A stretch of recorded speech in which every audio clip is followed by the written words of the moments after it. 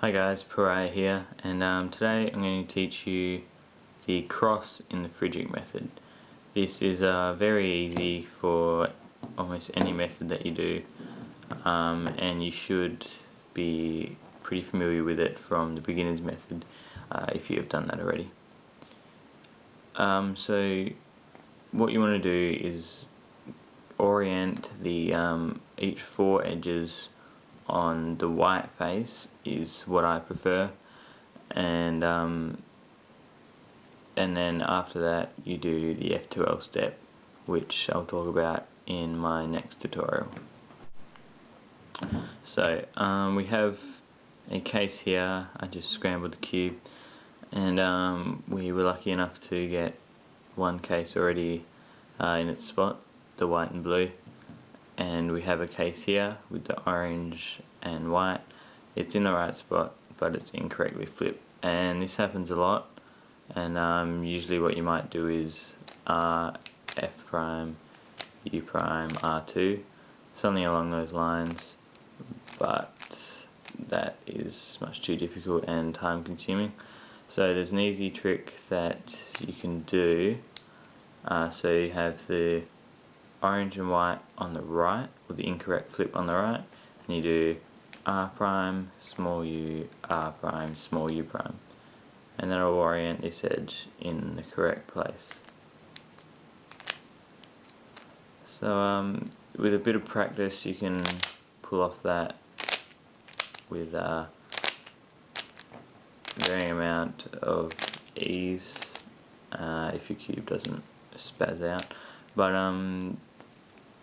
yeah, it should come with a bit of practice, and you'll be fine with it. Another case here, you see, it's hard to see on this camera, but this is orange and this is red. So this is incorrect, and it's on the opposite side.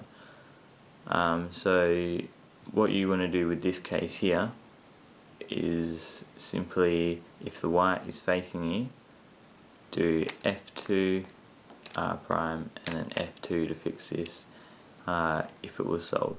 So yeah, I hope that helped. And we were lucky enough to get 2 F2L cases, so I wish that was on my next tutorial, because I never get that lucky. Another common case is where you can see on your cube you have 2 aligned white pieces, or you think they're aligned, and you look over and they're in the opposite spots. This is very easy to fix. All you can do is D2 and it will get it in the right place, or if you still like to solve it on the cross on the top, just U2. It can also be, if it were to be on the top and oppositely oriented, and say like this, and instead of going, you know, R prime D2, L D2, L prime D2, sorry, and then L to fix it, it's much easier to just D2 and fix the whole thing. So there are some of the tricks that I use to solve the cross, and it's become much faster for me to do it.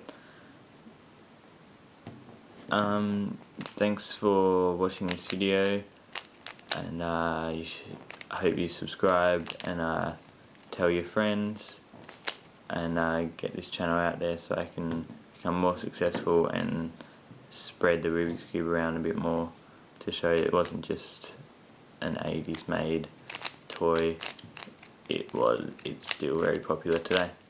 So thanks guys, and I'll see you in my second part tutorial for F2L. Enjoy.